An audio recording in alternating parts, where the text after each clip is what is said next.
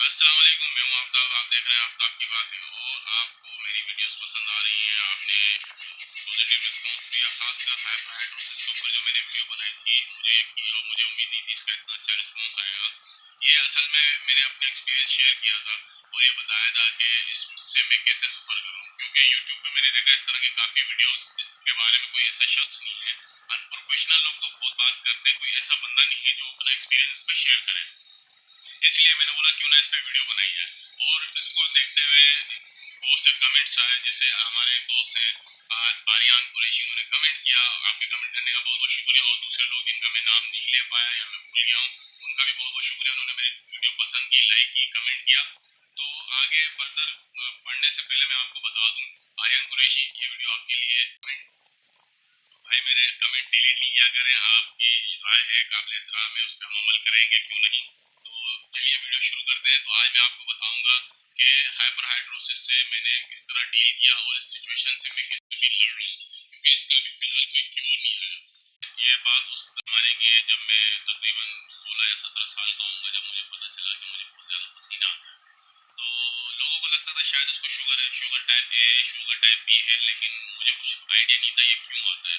हम क्रिकेट खेलते थे तो चप्पलें पहनते थे ज़्यादातर, तो उसमें पसीना आता था। पसीने की वजह से वो डस्ट और मट्टी उसमें लग जाती थी और मेरे पाँव सबसे ज़्यादा गंदे हो जाते। तो मैं अक्सर कहीं जाने से पहले ये श्योर कर लेता था कि यार मैं कोई ऐसी चप्पल लूँ या कोई इस तरह का शूज़ मैं पहनूँ जिसमें मुझे पसीना ना आए। लेकिन मैंने बहुत ढूंढा, इस तरह की कोई चीज़ें मुझे नहीं मिलती थी। फिर आहिस्ता आहिस्ता मुझे रियलाइज़ हुआ, जैसे जैसे मेरी उम्र बढ़ती गई, मेरे हाथों में और बगलों में पसीना आता गया। और ये क्यों आ रहा था मुझे कुछ पता नहीं था, कोई आइडिया नहीं था कि ये क्यों आ रहा था। ये 2002-2003 की बात है जब ये चीज़ एकदम पीक पे चली गई। और मुझे इतना पसीना आता था कि लोग यकीनन मेरा मजाक उड़ाते थे और मैं स्ट्रेस, एंजाइटी और परेशानी का शिकार हो जाता था। मैं बात नहीं कर सकता था, मैं एक्सप्लेन नहीं कर सकता था ये चीज़ क्या है।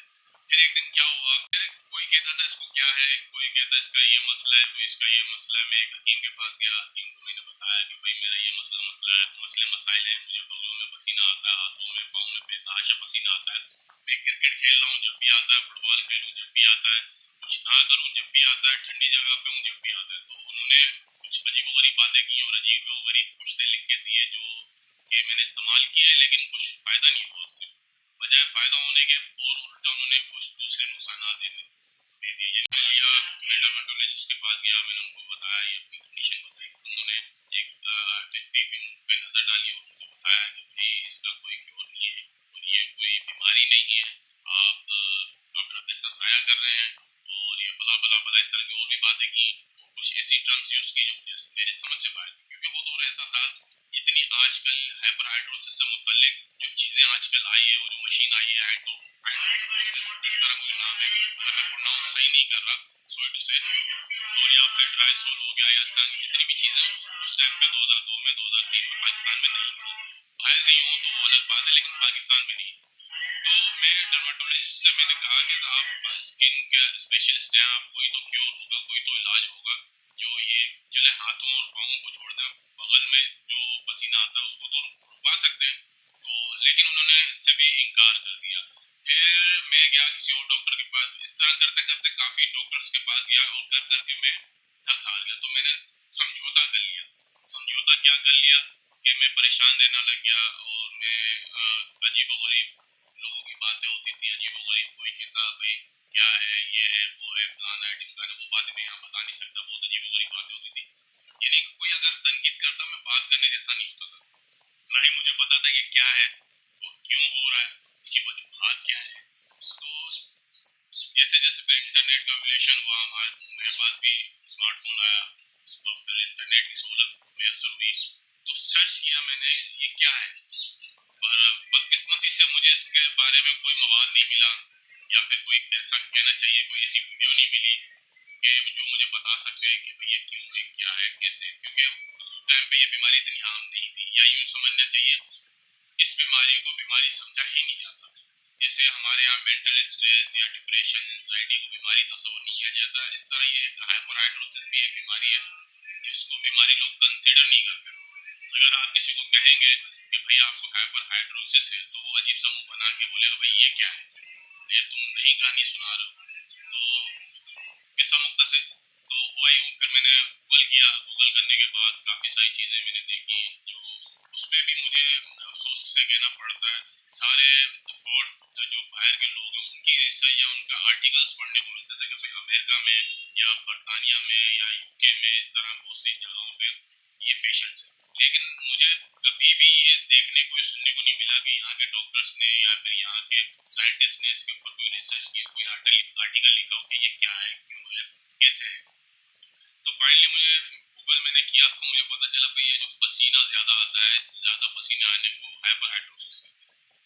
बड़ा परेशान हुआ कि भाई ये हाइपर हाइड्रोसिस क्या चीज़ है।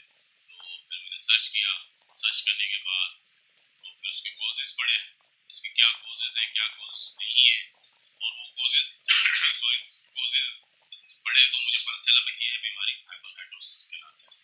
तो मैंने गौर करना शुरू किया ये मुझे पसीना क्यों आता है। पसीने आने की देखें बहुत सी वजूहत होती है। जब हम हमारा जिस्म एक्टिव होता है, कोई एक्टिविटी करते हैं तो हमारे जिस्म में हरारत पैदा होती है जिसकी वजह से जो फालतू हमारे जिस्म का पानी होता है वो बाहर निकलता है। तो जो हाइपर हाइड्रोसिस का पेशेंट होता है वो उसको लाजमी तौर पे एंजाइटी होती है, डिप्रेशन, स्ट्रेस, काम का वर्कलोड, जिस तरह का भी स्टडी का वर्कलोड होगा तो उसकी वजह से उसको पसीना आता है।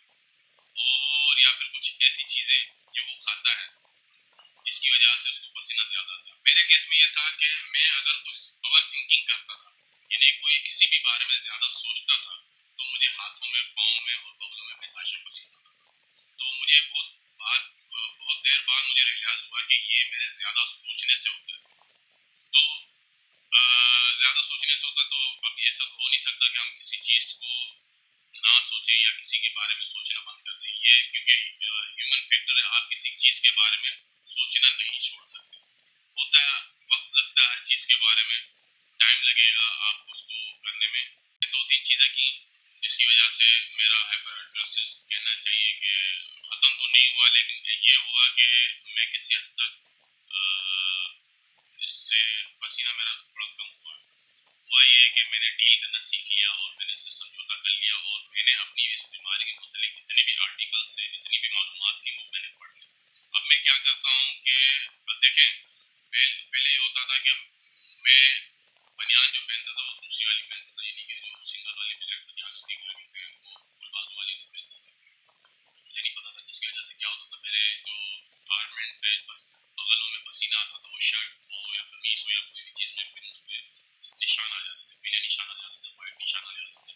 फिर काफ़ी सारी चीज़ें थी, ऐसा ऐसा प्रोडक्ट आती गई, वो फिर मैंने यूज़ की। जैसे स्वेट पैड्स आते हैं एक तरह से, वो आप टी शर्ट में या अपनी कमीज के अंदर आप रखें, एक तरह से वो पेम्पर का काम करते हैं, लेकिन वो भी नुकसानदेह। वो नुकसानदेह यूँ है कि वो एक टाइम तक वो आपका पसीना ऑब्जर्व करती है। वो है नॉर्मल बंदे के लिए जिसको ज़्यादा पसीना नहीं आता। जो मेरा केस है, दूसरों का तो पता नहीं, मैं अपनी बात करूँगा। मेरा केस है, मेरे केस में ये था कि मुझे बहुत ज़्यादा पसीना आता था। ये जगह है पूरी, ये जगह यूँ भर जाती है। अभी भी आप देख रहे हैं पसीना आ रहा होगा, हालांकि पंखा चल रहा है लेकिन फिर भी पसीना आ रहा है, हालांकि इतना इतना गर्म भी नहीं है। ये पूरी जगह इस तरह पसीने से भर जाती है। तो फिर वो जो स्वेट पैड्स होता था वो काम नहीं करता था। इससे क्या होता था, मुझे खारिश होती थी। खारिश ऐसी हो रही थी, स्किन पूरी यहाँ से और यहाँ से लाल हो जाती थी। और बाकी हाथों का तो इतना मसला नहीं है, मैं हाथों पे और पाँव के ऊपर परेशानी नहीं होता। कुछ लोगों को सिर्फ हाथ और पाँव पे पसीना आता है तो उससे भी परेशानी होती है। लेकिन क्योंकि हाथ और पाँव का पसीना आप कवर कर सकते हैं, क्योंकि अगर आपको हाथों में पसीना आता है तो आप रुमाल अपने हाथ में रख लें या फिर कोई भी ऐसा टिश्यू या कुछ रख सकते हैं जो बार बार आप उससे पोंछ सकते हैं। लेकिन आप बगलों का क्या करें, बगलों पे तो आप पसीना नहीं पोंछ सकते। या आप कितनी भी अच्छी ड्रेसिंग कर लें, आपकी जो बगलों का पसीना वो आपकी ड्रेसिंग को टेस्टनेस कर देगा। तो उसका हल ये निकाला कि मैं क्या करता था, लाइट कपड़े पहनना मैंने शुरू कर दिया। लाइट कलर, लाइट कपड़े, हवादार कपड़े जिसमें पसीना आसानी से जज्ब हो जाए। और आस्तीन वाली बनियान मैंने पहनना शुरू किया। आस्तीन वाली बनियान का क्या हुआ, मुझे फ़ायदा ये हुआ कि जो अगर शर्ट में पहनूँ या कमीज़ पहनूँ उसके ऊपर तो उससे जो ना वो नुकसान नहीं होता था, कि निशानात नहीं आते थे, जिसकी वजह से मुझे आसानी रहती थी, मेरे कपड़े ख़राब नहीं होते थे। और कम से कम पहले एक दिन भी नहीं चलते थे, फिर 2 दिन चलना शुरू हो गए कपड़े कि मैं एक जोड़ा या एक शर्ट 2 दिन पहन सकता था। वरना उमन ये होता था एक दिन पहनी, 3-4 घंटे बाद काम तमाम उस शर्ट का या कमीज का। तो उस चीज़ से बच गया। दूसरा दूसरा मैंने घरेलू टोटके यूज़ किए। घरेलू टोटकों में फिटकरी है, फिटकरी को मैंने क्या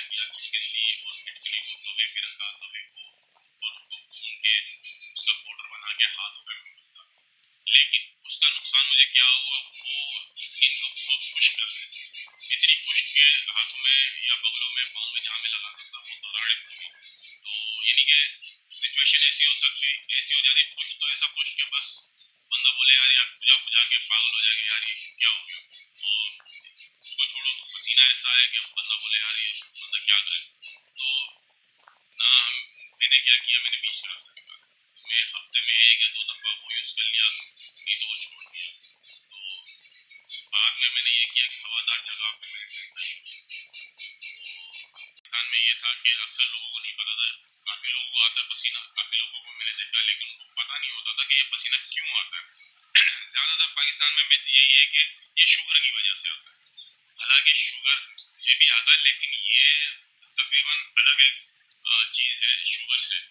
इसका शुगर से कुछ लेना देना नहीं, ये स्वीट ग्लैंड्स हैं और थोड़ा कुछ अवर एक्टिव होते हैं, एक्साइट होते हैं, जिसकी वजह से वो यूँ समझ लें कि जो नॉर्मल बंदा जिसको पसीना आता है उससे ज्यादा आता है, मतलब उसके स्वीट ग्लैंड्स थोड़े एक्टिव होते हैं जिसकी वजह से ये काम होता है।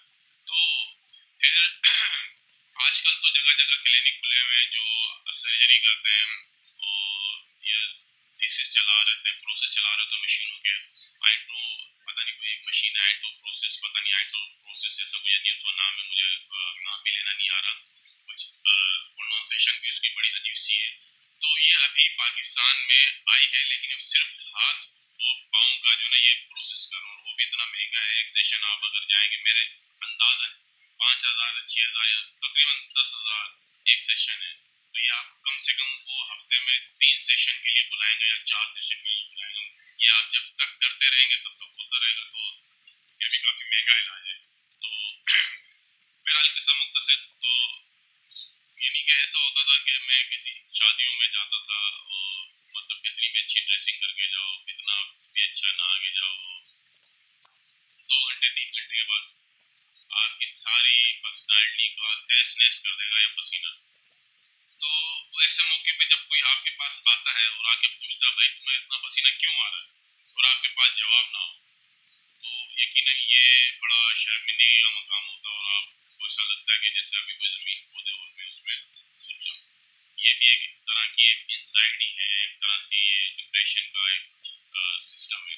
तो हमारे यहाँ क्या होता है, लोग जो ना बीमारी में एक दूसरे को सपोर्ट नहीं करते, बजाय सपोर्ट करने के लोग दूसरों का मजाक उड़ाते हैं। लेकिन ये भी एक किस्म की बीमारी है, हाइपरहाइड्रोसिस। मेरी वीडियो बनाने का मकसद ये है, बताने का मकसद ये है कि जिसको है वो इससे थोड़ा मोटिवेशन ले, और उसको चाहिए कि वो डिप्रेस ना हो, अपने आप को मोटिवेट रखे। और जिस तरह आपको बुखार होता है, सर दर्द होता है, तो आप उस बीमारी के खिलाफ लड़ते हैं, तो उसका हल निकालते हैं, तो उसके बारे में जानते हैं कि ये मुझे सर दर्द क्यों हो रहा है, ये मुझे बुखार क्यों हो रहा है। इस तरह यह हाइपरहाइड्रोसिस भी एक बीमारी है। आज नहीं कल नहीं कोई ऐसा क्योर जरूर आ जाएगा जिसके बाद वो बीमारी जड़ से खत्म हो जाएगी, लेकिन अभी तक ये पता नहीं चल सका ये होती क्यों है। कहने वाले कहते हैं ये सिस्टमेटिक डिजीज है या खानदानी मौरूसी बीमारी है, बला बला बला। खैर मैं इतना कोई वो तो हूँ नहीं कि मैं आपको बताऊँ ये इसकी वजूहत क्या है, लेकिन मेरे कहने का मकसद ये आपको मोटिवेटेड होना चाहिए। वजह यह है कि जब आप खुद कॉन्फिडेंट नहीं होंगे तब तक आप सरवाइव नहीं कर पाएंगे, वरना कोई भी आएगा आपको डिप्रेस करके चला जाएगा या आपका मजाक उड़ा के चला जाएगा, आप कुछ नहीं कर सकेंगे। तो बेहतर इसके ये है कि आप इसका कोई ऐसा सोल्यूशन निकालें कि आपको लगे कि हाँ यार अब चलो है तो सही, अब इसको टैकल कैसे करना है। एक चीज हो गई, मैं ये सोचता था यार अब ये चीज हो गई, अब इसको क्या करें ऐसा कि लोगों को पता ना चले क्यों मुझे पसीना ज्यादा आता है। तो उसको मैंने बड़े जुगाड़ किए थे। मैं क्या करता था, 2-3 शर्टें पहन लेता था नीचे, मतलब अगर कहीं मैं पार्टी में जा रहा हूँ या कोई ऐसी जगह है जहाँ पे मुझे 3 पीस सूट और बिल्कुल सोफिस्टिकेटेड लगना है, तो उस जगह पे अगर आपको पसीना आ जाए तो बड़ा अजीब सा। तो वहाँ मैं क्या करता था कि एक मोटी सी शर्ट पहन ली, उसके ऊपर एक और शर्ट पहन ली, टी शर्ट पहन ली और उसके ऊपर शर्ट पहन कर 3 पीस सूट पहन के चला गया। हालांकि मुझे बहुत गर्मी लगती थी लेकिन वो लोग बोलते थे यार तू इतना मोटा कैसे हो गया, यानी उनको नहीं पता होता था मैं दो दो, हालांकि बेवकूफ़ी होती थी, 2-2 शर्टें टी शर्टें पहनता था। तो या फिर ऐसा होता था 2-3 शर्टें पहनता था, जो बेवकूफ़ी होती थी, और इसी बेवकूफ़ी के कारण पसीना और ज़्यादा आता था। क्योंकि इसको हाइपरहाइड्रोसिस के केसेस में ये है कि अगर आपको एंजाइटी हो